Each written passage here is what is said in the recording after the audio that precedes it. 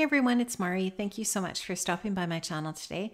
I have a 12 by 12 scrapbooking process for the JustNick digital cut file design team. And I'm going to be using this really gorgeous doodle floral cluster cut file. And you can see that I cut it out of a patterned paper there. This is a pattern paper from Altenew. And I'm going to also be using these Jane Davenport watercolors here. And I'm going to be working on this watercolor paper from Prima. So you'll just see me going in here.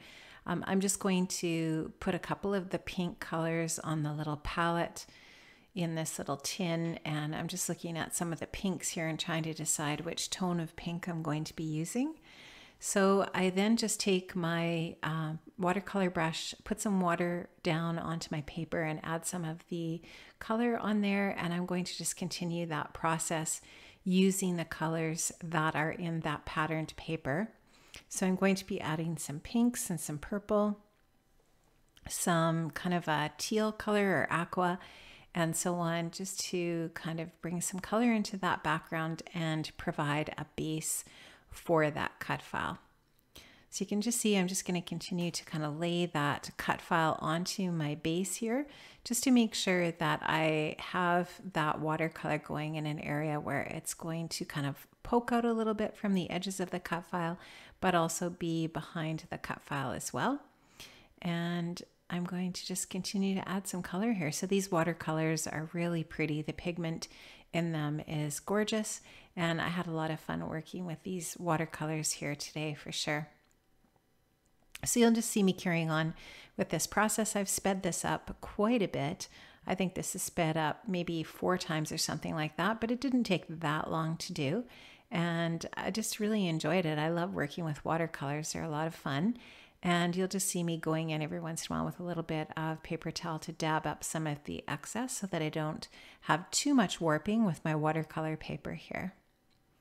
So I'm just going to keep that going until I'm satisfied with the distribution of the color.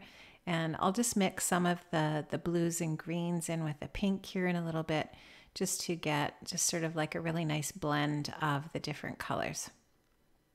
When I'm done that, I'm going to add some splatters to that base just by putting some of that pigment into my brush and tapping on the brush so that I get just some light spattering or splattering over top of that, and just to add a little bit of interest in that way to the background. So I'm just going to start that process here. And I don't show all of that on camera just because it's the same thing, and you can just see that base that's created there. Now I'm just taking my distressing tool and I'm going to just rough up the edges of this paper a little bit. I have trimmed this paper down by 1/2 inch on all 4 sides, and I'm going to adhere that to another piece of pattern paper from that Altenew collection. And I love the purple. I think it's so pretty. And I'm going to just now adhere down this watercolor paper to my pattern paper with my ATG.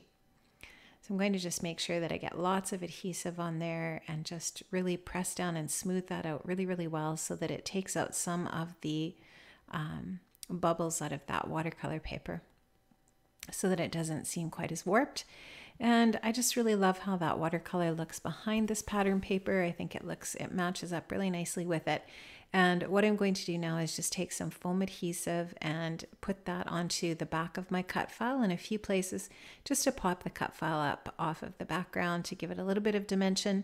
And then I'll just take that release paper off the back of that adhesive and adhere this down to my background. So just get that on there.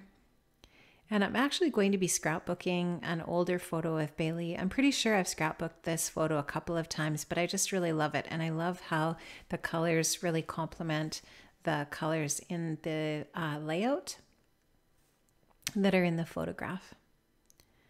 So while I'm working on this voiceover, I'm actually in a lot of pain. I had one of my molar teeth extracted this week. I had a root canal on that tooth done in March, and the root canal did not turn out very well, and I ended up having to get the tooth pulled, and it is extremely sore. And as soon as this voiceover is done, I am going to go and take a T3 and go to bed. So that is my plan for the rest of the evening.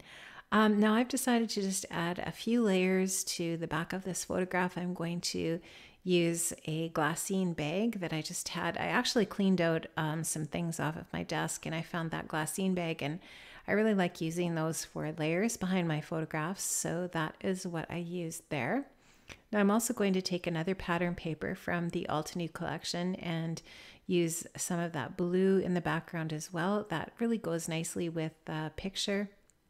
The metal crate that's behind Bailey in this photograph has got kind of that tone of blue in it, and I just thought that looked really nice. So I'm just going to do just a bit of tearing here with that paper just to give it a little bit more interest and texture, and I'm going to adhere that down. Now I'm absolutely so sorry that I did not capture this on video. I don't know what happened to the footage here, but I lost it somehow.